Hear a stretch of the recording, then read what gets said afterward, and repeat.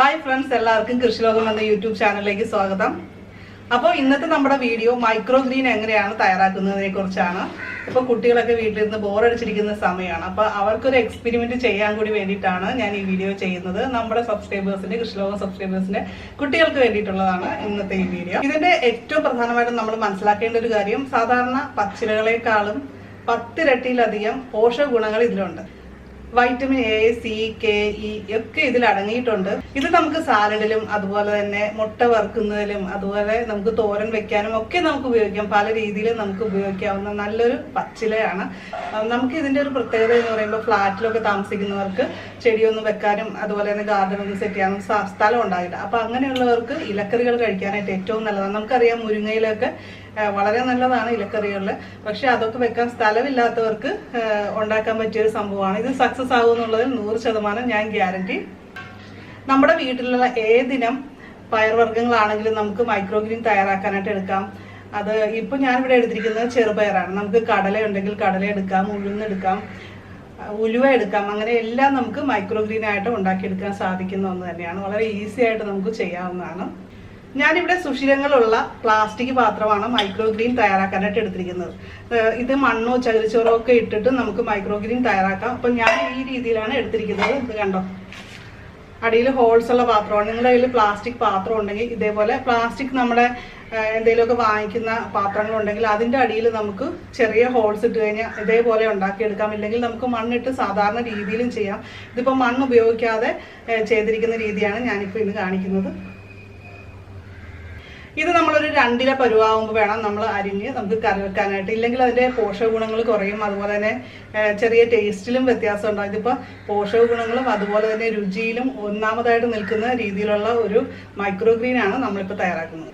അപ്പോൾ രാസവളങ്ങളോ കീടനാശിനിയോ മണ്ണോ ഒന്നുമില്ലാത്ത നമ്മുടെ ഈസി ആയിട്ടുള്ള മൈക്രോഗ്രീൻ എങ്ങനെയാണ് തയ്യാറാക്കുന്നതെന്ന് കാണാം. മൈക്രോഗ്രീൻ തയ്യാറാക്കാനായിട്ട് നമുക്ക് ഇഷ്ടമുള്ള ഏത് ധാന്യം വേണമെങ്കിലും എടുക്കാം. ഞങ്ങളിവിടെ ചെറുപയറാണ് എടുത്തിരിക്കുന്നത്. ഇത് ഒരു പാത്രത്തിൽ വെള്ളം ഒഴിച്ച് അതിലിട്ട് വയ്ക്കുക. വളരെ സിമ്പിളാണ്. 8 മണിക്കൂർ അല്ലെങ്കിൽ 10 മണിക്കൂർ വരെ നമ്മൾ വെയിറ്റ് ചെയ്തതിന് ശേഷം നമുക്ക് ആ വെള്ളം ഊറ്റി കളയാവുന്നതാണ്. അതുപോലെ തന്നെ നമുക്കൊരു ഹോളുള്ള ഒരു പാത്രമാണ് ഞാനിവിടെ എടുത്തിരിക്കുന്നത്. അപ്പോൾ നിങ്ങളുടെ കയ്യിൽ അതുപോലത്തെ ഹോളുള്ള പാത്രം ഇല്ലെങ്കിൽ നമ്മൾ ഐസ്ക്രീമൊക്കെ വാങ്ങിക്കുന്ന വലിയ പാത്രം ഇല്ലേ, അതിൻ്റെ അകത്ത് ഹോൾ ഇട്ട് കഴിഞ്ഞാലും മതി. അല്ലെങ്കിൽ ദ്വാരമുള്ള പ്ലാസ്റ്റിക് തൊട്ടിയാണെങ്കിലും എടുത്താൽ മതി. അപ്പോൾ നമുക്ക് ഈ പയർ ഈ പാത്രത്തിലേക്ക് ഇട്ട് കൊടുക്കാം. അതുപോലെ നമുക്ക് അടിയിൽ വെക്കാനായിട്ട് ഒരു പാത്രം എടുക്കുക. അതിൽ വെള്ളം ഒഴിച്ച് വേണം വെക്കാനായിട്ട്. അപ്പോൾ മുളച്ച് വരുമ്പോൾ വേര് ആ ഹോളിൽ കൂടി താഴേക്ക് വന്ന് ആവശ്യത്തിന് വെള്ളം വലിച്ച് അത് വളരുകയാണ് ചെയ്യുന്നത്. അതുപോലെ ശ്രദ്ധിക്കേണ്ട കാര്യം, ആദ്യ ദിവസങ്ങളിൽ നമ്മൾ കുറച്ച് വെള്ളമൊക്കെ സ്പ്രേ ചെയ്ത് കൊടുക്കണം. കാര്യം അതിൻ്റെ വേര് വന്നിട്ടില്ല. അപ്പോൾ ഇത് ഉണങ്ങി പോകാതിരിക്കാൻ വേണ്ടിയിട്ടാണ്. ഓരോ ദിവസം കഴിയും തോറും നമ്മുടെ ഈ പയർ മുളച്ച് വളർന്നുകൊണ്ടിരിക്കും. ഞാൻ ഇതിൽ നിന്ന് കുറച്ചെടുത്തിട്ട് സാലഡ് ഉണ്ടാക്കി, അതുപോലെ തന്നെ സൂപ്പും ഉണ്ടാക്കിയായിരുന്നു. നല്ല ടേസ്റ്റാണ് കേട്ടോ. അതുപോലെ പോഷക ഗുണങ്ങളും വളരെയുണ്ട്. ഇപ്പോൾ ഹോളുള്ള പാത്രം ഇല്ലെങ്കിൽ ചെറിയൊരു ട്രേ പോലത്തെ ഒരു പാത്രം എടുത്തിട്ട് അതിൽ വൃത്തിയുള്ളൊരു തുണി നനച്ചിടുക. അതിൽ നമുക്ക് പയർ വിതറി കൊടുക്കാം. അങ്ങനെ ചെയ്യുമ്പോൾ ശ്രദ്ധിക്കേണ്ട ഒരു കാര്യം, ദിവസവും നമ്മൾ കുറച്ച് വെള്ളം ഒന്ന് സ്പ്രേ ചെയ്ത് കൊടുക്കണം. കൂടുതൽ വെള്ളം ഒഴിക്കാനും പാടില്ല. കാര്യം കൂടുതൽ വെള്ളം വന്നു കഴിഞ്ഞാൽ ചീഞ്ഞു പോകും. ഇപ്പോൾ ഇത് 8 ദിവസം കറക്റ്റ് ആയപ്പോഴുള്ള വളർച്ചയാണ്. അപ്പോൾ വേറൊരു കാര്യം ശ്രദ്ധിക്കേണ്ടത്, നമ്മൾ ചെറുതായിട്ട് ഇതിന് സൺലൈറ്റ് കിട്ടത്തക്ക വിധത്തിൽ വേണം വയ്ക്കാൻ. എന്നാൽ മാത്രമേ ഇത് നന്നായിട്ട് പെട്ടെന്ന് തന്നെ വളർന്നു വരുള്ളൂ. ഇപ്പോൾ ജനലിൻ്റെ അരികിലോ എവിടെയെങ്കിലും വെക്കുകയാണെങ്കിൽ ജനലൊന്ന് തുറന്ന് ജനലിൻ്റെ അരികിലൊക്കെ വെച്ചാൽ അത് വളരെ നല്ലതായിരിക്കും. ഇപ്പോൾ അത് പറിച്ചെടുക്കാനായിട്ട് പാകത്തിലായിട്ടുണ്ട്. കൂടുതൽ മൂത്ത് പോയി കഴിഞ്ഞാൽ നമ്മൾ അതിൻ്റെ തണ്ട് ഭാഗം കുറച്ചൊന്ന് കട്ട് ചെയ്ത് കളഞ്ഞിട്ട് എടുക്കുന്നതായിരിക്കും നല്ലത്. അപ്പോൾ വളരെ സിമ്പിളല്ലേ ഇതുണ്ടാക്കാനായിട്ട്.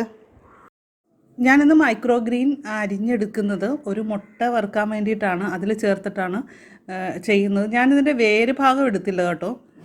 എന്തായാലും ഞാൻ ഈ വറുക്കുന്ന മുട്ട ഭയങ്കര സൂപ്പർ ടേസ്റ്റാണ്. എല്ലാവരും ചെയ്ത് നോക്കണം. കുറച്ച് സവാളയും കുറച്ച് പച്ചമുളകും ഒന്ന് മിക്സ് ചെയ്തെടുത്ത് ആവശ്യത്തിന് ഉപ്പും ചേർത്തിട്ട് നമ്മൾ മുട്ട പൊട്ടിച്ച് അതിലേക്കിട്ട് ബീറ്റ് ചെയ്തെടുക്കുകയാണ് ചെയ്യണത്. പിന്നെ നമുക്ക് എണ്ണ ചൂടായിട്ടുണ്ട്. ഇപ്പോൾ എണ്ണയിലേക്ക് ഇത് ഇട്ട് കൊടുക്കാം. ഇതിലേക്ക് ഒരല്പം കുരുമുളക് കൂടി ചേർക്കുന്നുണ്ട്. വേറെ ഒന്നും ചേർക്കുന്നില്ല. എരിവിനായിട്ട് പച്ചമുളക് മാത്രമേ ഉള്ളൂ. പിന്നെ നമ്മുടെ ഈ കുരുമുളക് പൊടി ഇതിന് നന്നായിട്ട് നമുക്ക് ചിക്കി വറുത്തെടുക്കുകയാണ് ഇനി ഞാൻ ചെയ്യാൻ പോകുന്നത്. ഏകദേശം കുക്കായി കഴിയുമ്പോൾ നമ്മുടെ മൈക്രോഗ്രീൻസ് അരിഞ്ഞത് ഇതിലേക്ക് ചേർത്ത് കൊടുക്കാം. മൈക്രോഗ്രീൻസ് ഞാനൊന്ന് കഴുകിയിട്ടാണ് അരിഞ്ഞത്. ഇത് നന്നായിട്ടൊന്ന് ഇളക്കി നന്നായിട്ടൊന്ന് കുക്ക് ചെയ്തെടുക്കുക. ഇത് ഒരുപാട് കുക്ക് ചെയ്യേണ്ട ആവശ്യമൊന്നുമില്ല, ജസ്റ്റ് ഒന്ന് വാടി കിട്ടിയാൽ മതി, അല്ലെങ്കിൽ അതിൻ്റെ പോഷക ഗുണങ്ങളൊക്കെ നഷ്ടപ്പെടുമെന്നാണ് പറയുക. അപ്പോൾ നമ്മൾ മിതമായിട്ട് കുക്ക് ചെയ്യുക. നല്ല സൂപ്പർ ടേസ്റ്റാണ് കേട്ടോ. എൻ്റെ ഇന്നത്തെ ഉച്ചയ്ക്കുള്ള കറി എന്ന് പറയുന്നത് ഈ ഒരു മുട്ട വറുത്തതും അതുപോലെ തന്നെ നമ്മുടെ വീട്ടിലുണ്ടായ വഴുതനങ്ങ മെഴുക്കുവരട്ടിയുമായിരുന്നു. നന്നായിട്ട് എനിക്ക് ഇഷ്ടമായിട്ട് ഞാൻ കഴിച്ചു കേട്ടോ. അപ്പോൾ നിങ്ങളെല്ലാവരും ഇത് ഉണ്ടാക്കി നോക്കണേ. അപ്പോൾ ഇന്നത്തെ വീഡിയോ കൂട്ടുകാർക്ക് ഇഷ്ടമായിട്ടുണ്ടെങ്കിൽ ലൈക്ക് ചെയ്യുക, അതുപോലെ നിങ്ങളുടെ ഫ്രണ്ട്സിനൊക്കെ മാക്സിമം ഷെയർ ചെയ്യുക. അതുപോലെ തന്നെ മൈക്രോഗ്രീൻ എല്ലാവരും ഉണ്ടാക്കി നോക്കുക. ഇതുവരെ ചെയ്തിട്ടില്ലാത്തവർ ചെയ്ത് നോക്കുക. ചെയ്ത് നോക്കിയിട്ട് എങ്ങനെയുണ്ട്, സക്സസ് ആയെങ്കിൽ ഫോട്ടോ എനിക്ക് അയച്ചു തരാനായിട്ട് മറക്കരുത്. അപ്പോൾ ഞാൻ നമ്പർ തരാം കേട്ടോ, അങ്ങനെ അയക്കാൻ താല്പര്യമുള്ളവർക്ക്. അപ്പോൾ നമ്മുടെ കമ്മ്യൂണിറ്റി ടാബിൽ പോസ്റ്റ് ചെയ്യാം. കൂട്ടുകാരോടൊക്കെ പറയുക, എല്ലാവരോടും ചെയ്ത് നോക്കാൻ പറയുക. അതുപോലെ നമ്മുടെ മക്കളോടും പറയുക, അവരും ചെയ്ത് നോക്കട്ടെ. വളരെ സിമ്പിളാണ്. അപ്പോൾ നമുക്ക് ഈ ചാനൽ ഇതുവരെ സബ്സ്ക്രൈബ് ചെയ്യാത്ത പുതിയ കൂട്ടുകാരും സബ്സ്ക്രൈബ് ചെയ്യുക. നോട്ടിഫിക്കേഷനായിട്ട് ബെല്ലൈക്കൺ ക്ലിക്ക് ചെയ്ത് ഓളൊന്ന് സെലക്ട് ചെയ്യുക. അപ്പോൾ മൈക്രോഗ്രീൻ വിശേഷങ്ങൾക്കൊപ്പം മറ്റൊരു സന്തോഷം കൂടി പറയാനുണ്ട്. നമ്മുടെ അടീനിയും രണ്ടാമത്തതും പൂത്തിട്ടുണ്ട് കേട്ടോ. നല്ല ഭംഗിയില്ലേ? നല്ലൊരു ഡിഫറെൻറ്റ് കളറിലുള്ള അടീനിയാണ് കേട്ടോ. അപ്പോൾ നമുക്ക് മറ്റൊരു വീഡിയോയിൽ വീണ്ടും കാണാം. നന്ദി, നമസ്കാരം.